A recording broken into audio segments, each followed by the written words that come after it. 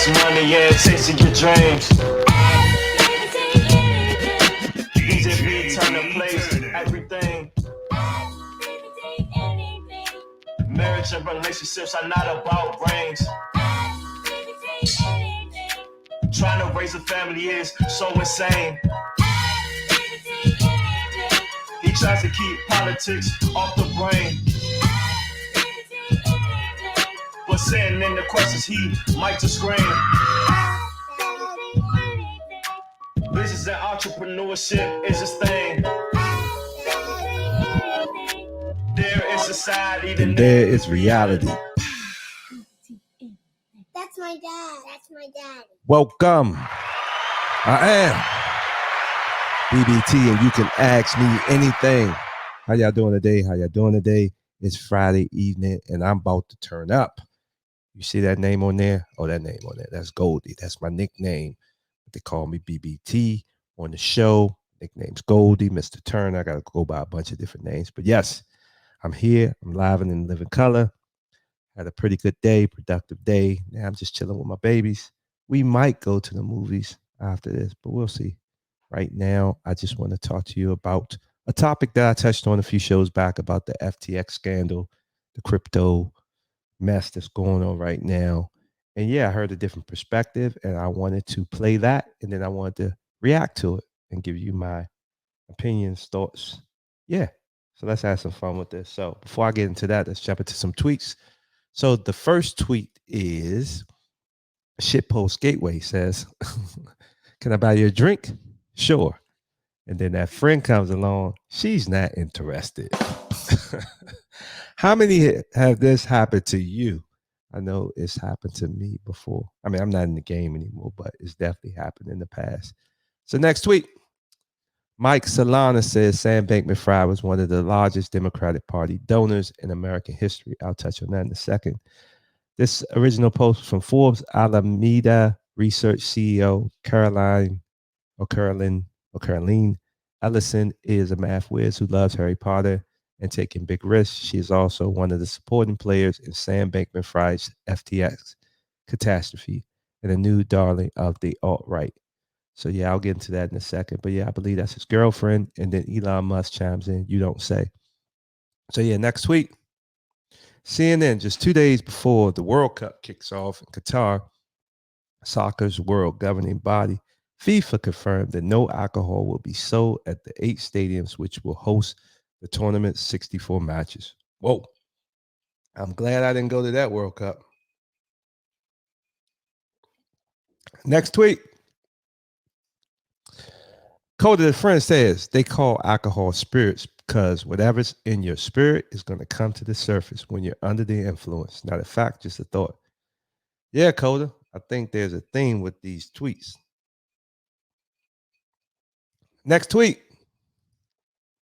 Elon Musk asks, "What should we do next?" Alex Becker responded, "Improve ad targeting and optimization for advertisers so that making profitable ads is easier. Get it to Facebook, Google levels, and it will literally print cash. Millions want to advertise here. They just can't get a profit due to the targeting quality of traffic." Yeah, I've tried to advertise on Twitter before and wasn't that successful. So I think that would definitely be a good idea. As far as what I want to see Twitter do next, just keep doing what you're doing, Elon. I love the trolling. I love just making some changes in terms of the verification, not making it feel like we got two classes of people, make it feel like we all one. And yeah, just keep it up. Just keep it up. I'm happy with what I'm seeing so far. And it's been fun. I know it's the only real social media platform I participate in on a consistent basis. So yeah. And then I think there's one more tweet. Elon, one more time. He says, picture of the day. FTX losing over $1 billion of client funds. Senators calling for the FTC to investigate Twitter. So those are your tweets for the day. Tweet. So yeah, let's jump right into this Tucker Carlson thing. So this is fair use for educational purposes only. I want to react to what Tucker Carlson said on his show, and I would love to get your opinion as well. So let me play this, And then I am going to play this.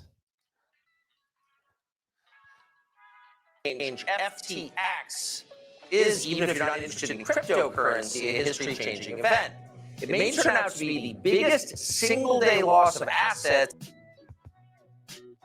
FTX is collapse of the cryptocurrency awards, a highlight of the year. Good evening and welcome to Tucker Carlson tonight. The collapse of the cryptocurrency exchange FTX is, even if you're not interested in cryptocurrency, a history-changing event. It may turn out to be the biggest single-day loss of assets in the history of money.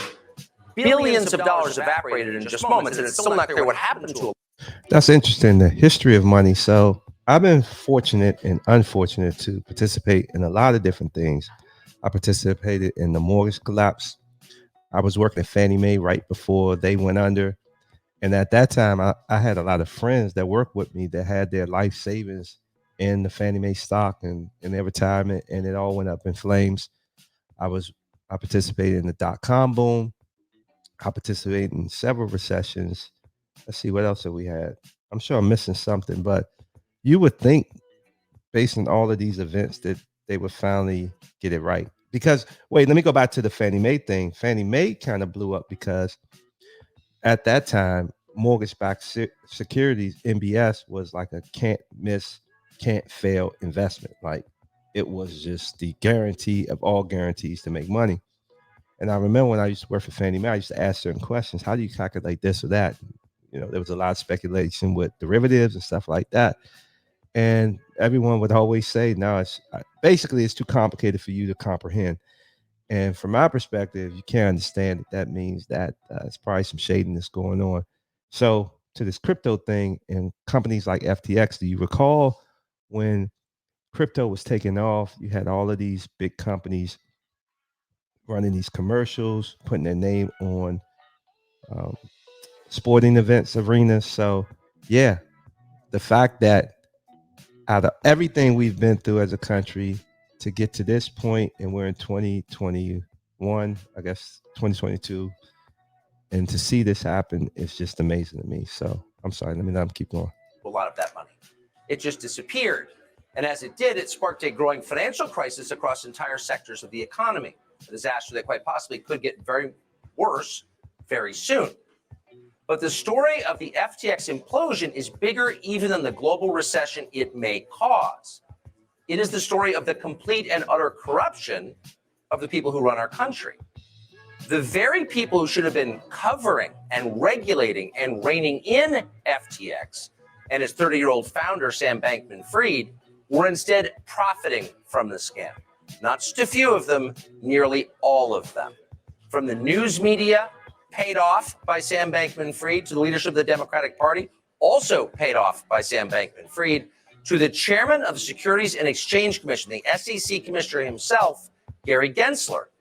They all knew that FTX was not a real company and that Sam Bankman-Fried was a fraud. And if they didn't know that, they certainly should have known that, because it was very obvious to anyone who bothered to pay attention.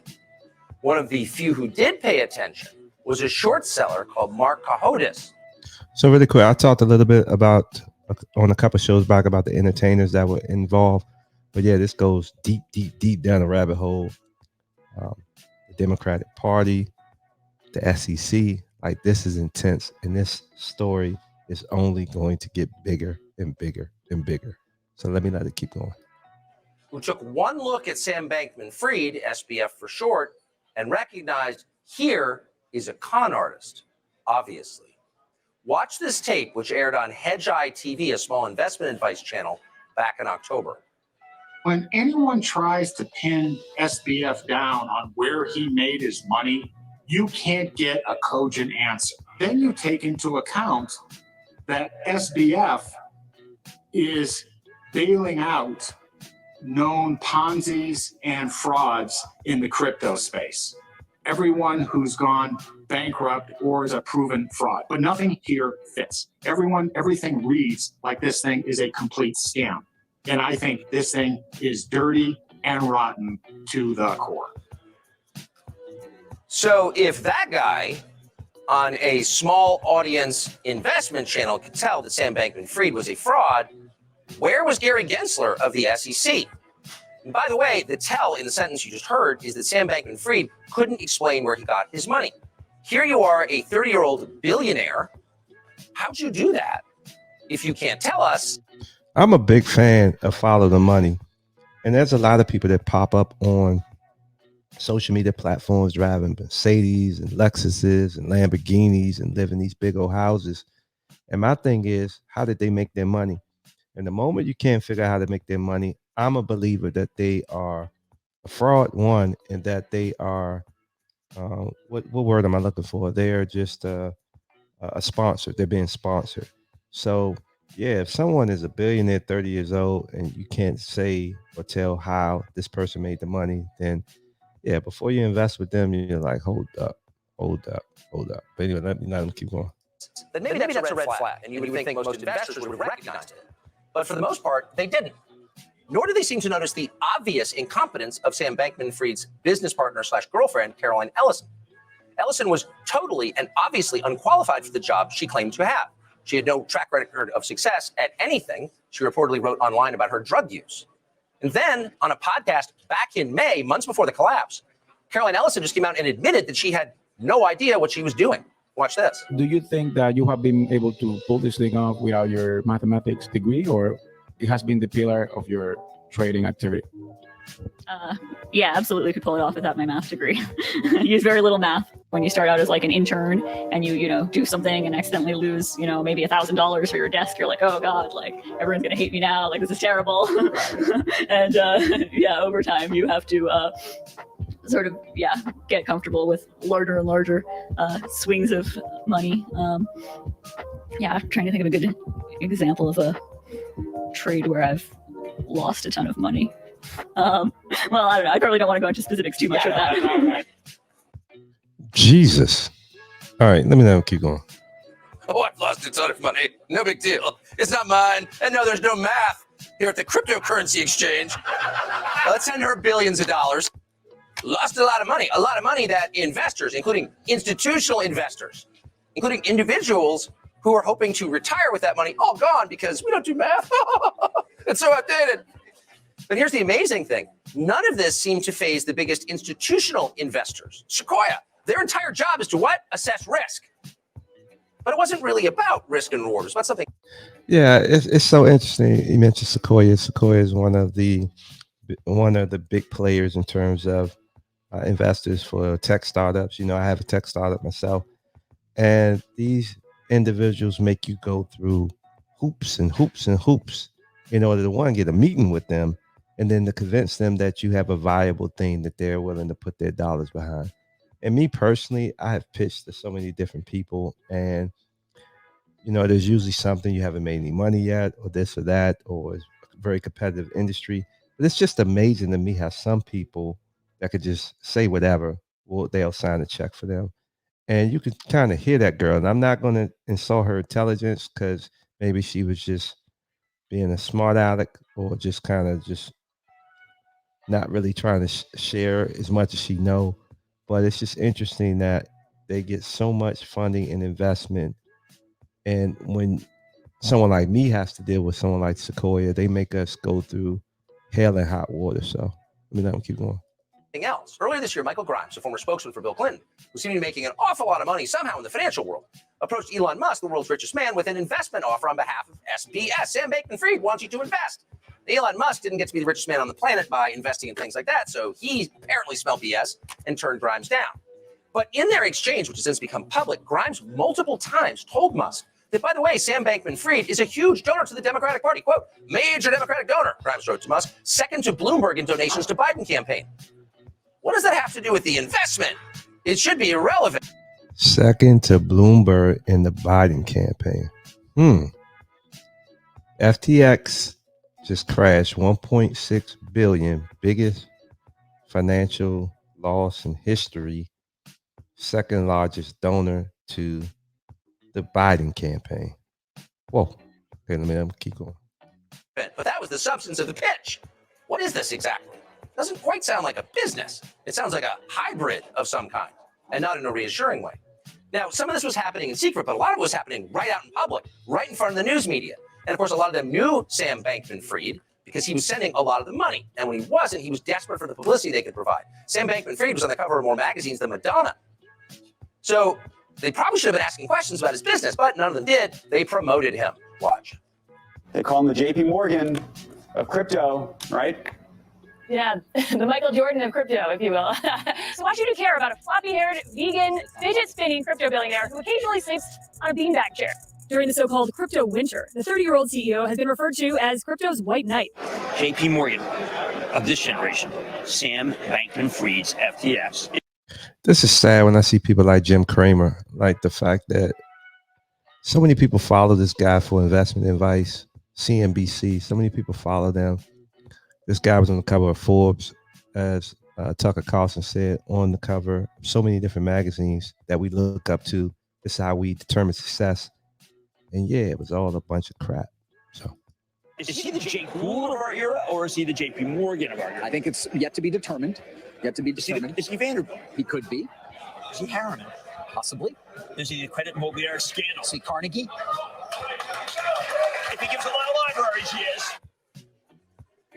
He's the JP Morgan of finance, of crypto. He's the Michael Jordan of crypto. But wait a second.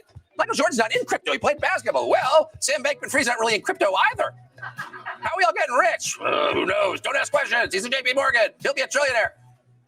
So why were all these people pushing a scam that any normal person, even a person with no background in finance and just sort of a elementary understanding of profit and loss equations could have seen was probably going to collapse in the end? Now, we're not sure. Stupidity clearly plays a role. So does the herd instinct. So all we can ask really is who is benefiting from all of this? Well, we know that the Democratic Party benefited. As we told you, Sam Bankman-Fried donated $40 million to Democrats this cycle. That's more than any other donor apart from Soros. Then he pledged another $1 billion for the next election, $1 billion in one election, because that's democracy. $1 billion in the next election. Whew. He wasn't doing this in private. He was bragging about it. And then he was going on in public about how politicians, Democratic politicians, were begging him for money. Watch this. So how do you find political fundraisers? They come to you directly? Is it easy to get to you and say, we need this money for this candidate? And what type of candidates do you tend to support? Oh, yeah. Well, if I pulled out my phone here and just looked at my last 10 text messages, about half of them are going to be people asking for, politicians asking for contributions. So what? Wait, you saw the dude shaking like that? Now you telling me, I guess he's defined as a genius. So, hey, here, take my money. You look smart because you're shaking like crazy and you got all the characteristics of someone that's going to make me 10x, 20x on my money. Hey, like, Why were you telling us this in public? And by the way, if you're shaking like a naked man in a snowstorm in the middle of an interview, maybe there's something wrong with you. Send that boy another $1 billion. So how substantial? Are we overstating this? We're making it partisan points that things collapsed. It was clearly a Ponzi. Are we trying to attack the Democratic Party now? No, it's actually justified. This guy was a major donor. According to the head. I want to do a little bit more research on that. Like, I mean, we throw out the word Ponzi scheme all the time. I would like to know what the actual business model of FTX was. Maybe they did have a business model and things went to shit, but I would love to know, was there a real legitimate business model and what was it? So I'm definitely going to be looking that up. But Tucker is basically calling it a Ponzi scheme. So let me keep going. The Citadel defeating Donald Trump was literally on the balance sheet of FTX. Watch this. FTX crosses into a zone that all of us are worried about. On the balance sheet of FTX is a line called Trump lose. And Sam was the second biggest donor to Democratic candidates. I'm going to leave it to everybody else to draw their own conclusions about what you're saying here. Then the reporter says, we're out of time. We can't go too deeply into that. Really? Let's go more deeply into it. It's pretty interesting. So, of course, politicians love the guy because he was just a cash spigot, and that's what they want most. But where were the regulators? Because there is a government that's supposed to be independent of office holders. So this dude was connected. Look at all of those people he's standing next to on the balance sheet. Trump lose, second highest donor to the Biden party. Man, how they gonna cover this up? I'm sorry. This is intense. So a regulatory state that keeps Ponzi's from happening. Where were they? Well, Sam Bankman-Fried was himself invited to Washington to consult on crypto regulations.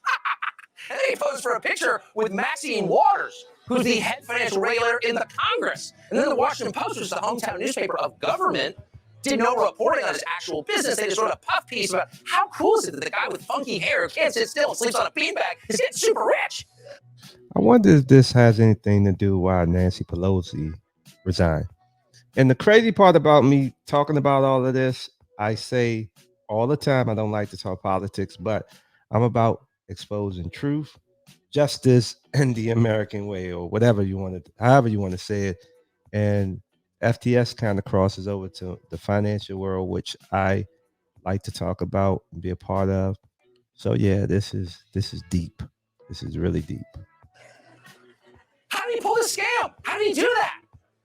Well, he did it with religion. That's the quickest way to blind people. If they think you share a common faith, maybe they'll ignore it. And that religion is effective altruism. There are a lot of effective altruists. You haven't heard of that.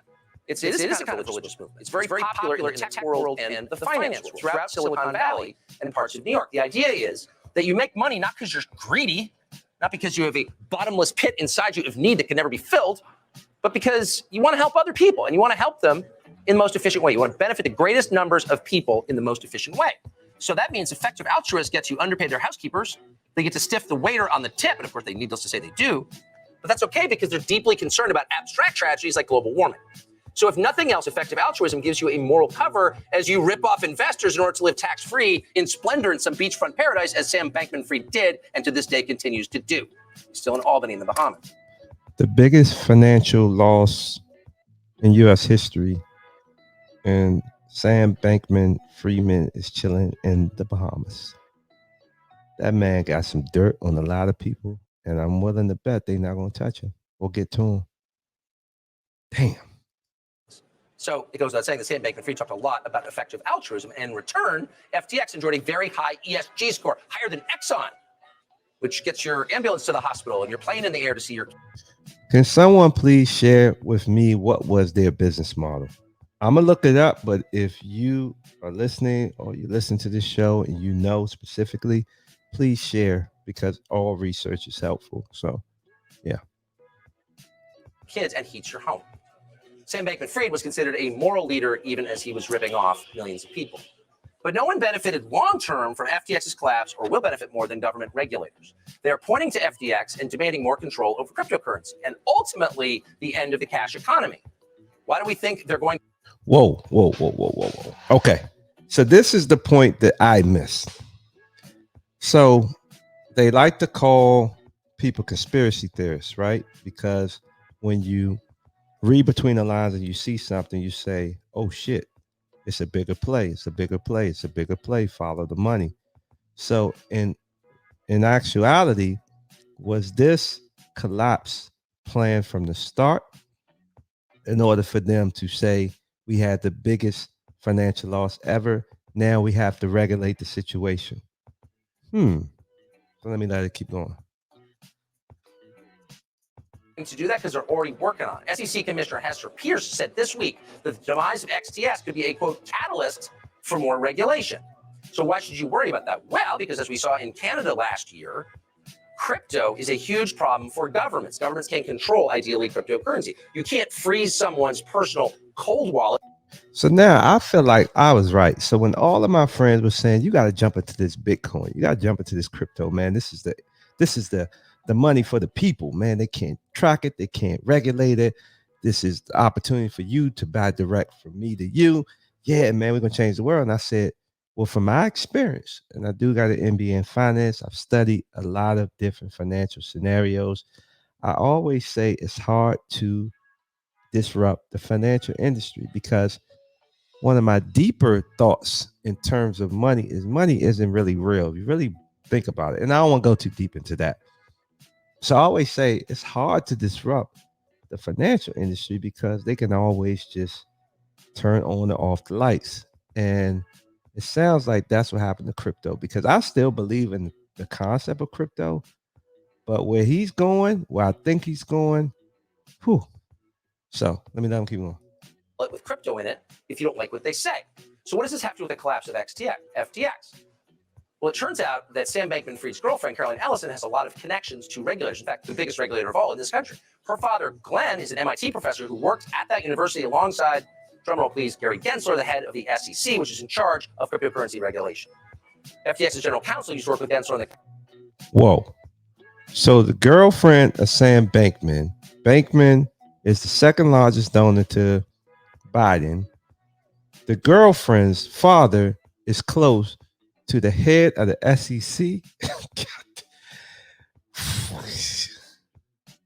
I guess this is a conspiracy theory too, like that crypto crash in order for more regulation to happen, in order for more control to happen, to eventually go to a cashless system. Commodities Future Trading Commission. Now Gensler is about to get a lot more power. So this thing swells to unsustainable size and inevitably implodes. It collapses, and that collapse is used for a pretext to do what they've been planning to do all along. So it probably shouldn't shock you that right after FTX's collapse, every major bank in this country announced a new partnership with the New York Fed to establish a new digital currency. Oh, digital currency. The one they can regulate and control. Citigroup, Wells Fargo, MasterCard, HSBC, all working on a 12-week digital dollar pilot. The Fed describes this project as a regulated liability network.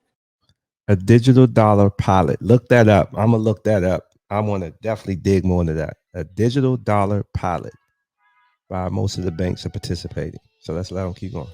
So what does this mean long term? Well, if they have control of your money because it's digital, you can't stash it under your bed. If they don't like what you say, they can turn it off and you're impoverished. In other words, this whole thing is a bigger scam even than it seems, and it was made possible by political sloganeering. And Sam Bankman-Fried, if nothing else, is not stupid, and he knows that well. As he put it in a message to a reporter the other day from his hideout in the Bahamas, the woke posturing is the most effective possible business ploy. And we're quoting, I feel bad for those who get effed by it, he wrote, by this dumb game we woke Westerners play where we all say the right shibboleths and everyone likes us. In other words, if you suspected all this was a scam, all the moral posturing, all the lectures you get about how they're great and you're bad, this was all a way to blind you to the fact that there was a massive ripoff going on, you might be on the right track. Whew. Ooh. Ooh. Ooh. So I don't typically watch Tucker Carlson. I actually learned of this video from Kwame Brown Bust Life. He actually definitely follow his page. He enlightens me on a lot. He's only one of the very few YouTubers I follow. And the good thing about some of the topics he shares, he kind of goes into different concepts that a lot of people don't typically address. And for me, I was just talking about this FTX story. So I was like, damn, okay, let me pay attention. And then I heard a couple of things. I said, hold up, I gotta react to that because that's pretty intense.